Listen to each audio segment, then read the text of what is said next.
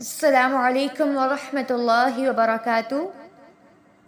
آج کی ہماری ٹاک بہت اہم ہے اور شیطان کی جس چال کو ہم ڈسکس کرنے جا رہے ہیں اس کو پہچاننا انسان کے لیے بہت مشکل ہوتا ہے۔ آپ سوچ رہے ہوں گے کس طرح مشکل؟ تو یہ میں آپ کو آگے چل کر بتاؤں گی۔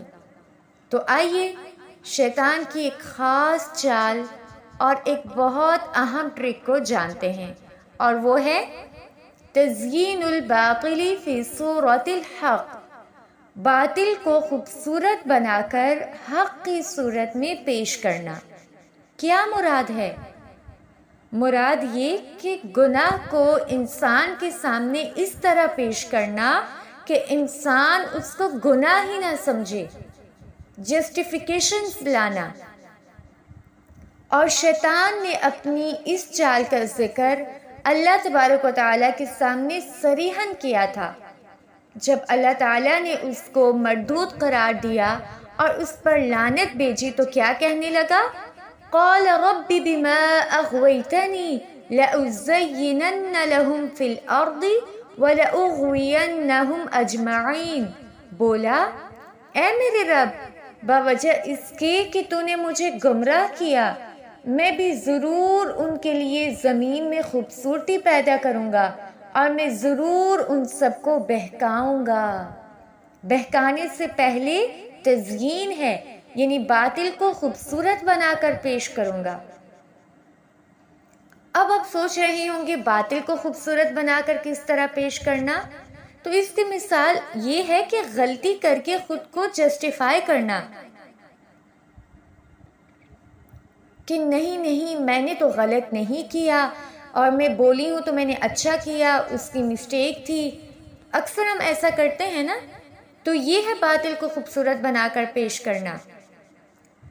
بہت دفعہ ہم غیبت کرتے ہیں اور ہم پھر مانتے ہی نہیں ہیں کہ یہ گناہ ہے۔ کیا کہتے ہیں؟ یہ تو ایک سچی بات ہے، میں کوئی غیبت نہیں کر رہی، میں یہ بات تو اس کے منہ پر بھی کہہ دیتی۔ یا جب قرآن کے ساتھ ہمارا تعلق کمزور ہو تو اپنی غلطی ماننے کے بجائے ہم کہتے ہیں وقت میں کمی ہے، یا اور فرائض بھی تو میں سر انجام دے رہی ہوں نا، تو اس کا مجھے ثواب مل جاتا ہے، یا اس طرح کی اور بہت سی ہم جسٹیفیکیشنز دیتے ہیں۔ اور اس کی سب سے بڑی مثال ہمارے سامنے غزوہ بدر ہے، اور غزوہ بدر میں کفار کا طرز عمل ہے۔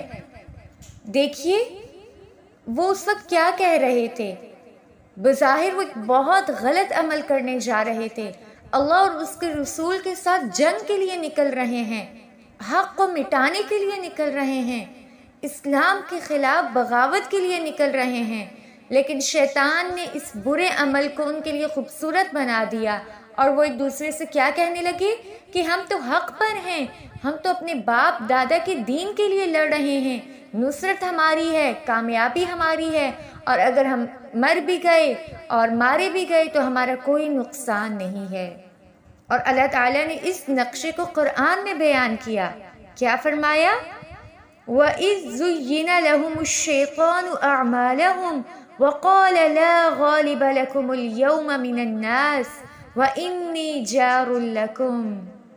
اور جب شیطان نے ان کے لیے اعمال خوبصورت بنا کر پیش کیے اور کہنے لگا کہ آج کے دن لوگوں میں سے تم پر کوئی بھی غالب نہیں آئے گا، اور میں تمہارا پڑوسی ہوں، یعنی تمہارا مددگار ہوں۔ تو اس کو کہتے ہیں تزیین الباطل، یعنی باطل کو خوبصورت بنا کر پیش کرنا۔ اور آپ جانتے ہیں کہ دلوں کی سختی کیوں ہوتی ہے؟ اللہ تبارک و تعالیٰ اس کی ریزن بھی قرآن میں یہی بتاتے ہیں۔ سورہ انعام کی آیت 43 میں فرماتے ہیں فَلَوْلَا إِذْ جَاءَهُمْ بَأْسُنَا تَضَرَّعُوا وَلَكِنْ قَسَتْ قُلُوبُهُمْ وَزَيَّنَ لَهُمُ الشَّيْطَانُ مَا كَانُوا يَعْمَلُونَ۔ پھر جب ان کے پاس ہمارا عذاب آ پہنچا تو کیوں نہ انہوں نے عاجزی اختیار کی، لیکن ان کے دل سخت ہو چکے تھے، اور شیطان نے ان کے اعمال کو مزین کر دیا تھا، وہ اعمال جو وہ کرتے تھے۔